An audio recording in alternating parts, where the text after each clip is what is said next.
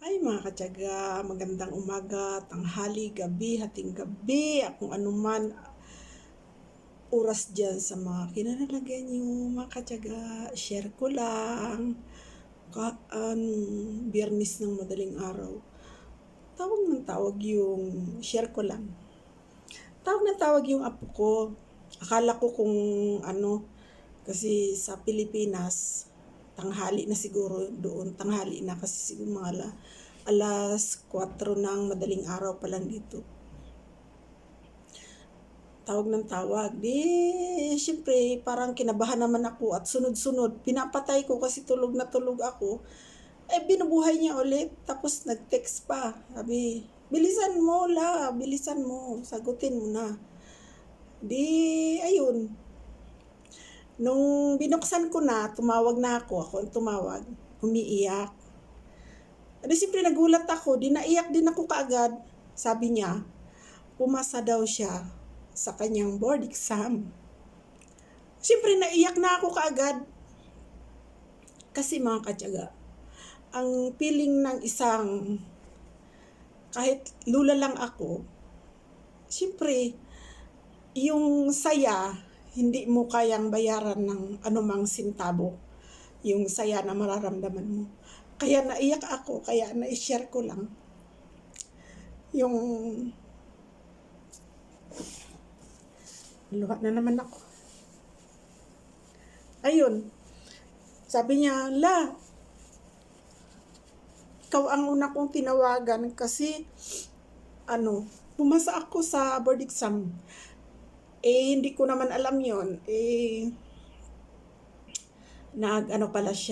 Nag-take pala siya ng board exam. Tapos, ayun, pumasa, alhamdulillah. Sagot ko lang, alhamdulillah.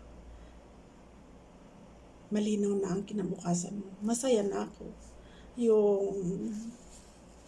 Yung pagod, natanggal na. Ganun lang. Yung iyak ng saya. Naluluha ka talaga kasi umiiyak siya dahil hindi lang naman tayong mga magulang ang naghirap. Kumot, nagbibigay ka. Apo ko yun, hindi lang naman tayo ang naghirap o sumusuporta sa kanila, kundi sila din higit sa lahat. Naghirap din sila kasi sinisikap nila na maabot nila yung gusto nila. Dahil kung bigay ka lang ng bigay ng suporta, yung binibigyan mo ng suporta, mga katyaga, hindi naman nagsisikap, walang saysa yun. Masaya kang magbibigay ka ng suporta kung ang binibigyan mo ng suporta, nagsisikap kahit anong mangyari, nagsisikap. Kahit nasa gitna ng pandemic, gapang pa rin para lang makapag-aral kahit anuman ang magkagipit-gipit man o magkaano-ano man, tuloy pa rin ang laban. Kaya ayun, sabi ko, deserve mo yan na pumasa.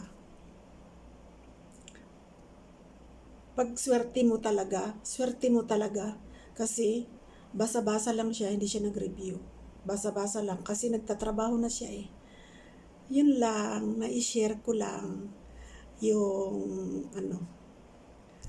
na ang aral dito, kung magpapaaral ka at yung pinapaaral mo, hindi naman nagsisikap, hindi naman niya binibigyan ng halaga yung suporta mo, ay wala din.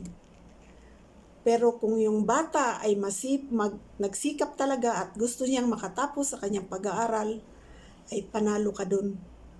Yun, panalo ako sa apo ko kasi nagsikap eh. Kahit anong na pinagdaanan, tuloy pa rin ang laban. Yun lang. Ito'y para sa mga kabataan na nagsusuporta ang magulang sa pag-aaral. Hindi nila sinasayang. Talagang sinikap din nila. Kung ang magulang naghirap, ang sila din naghirap. Kaya,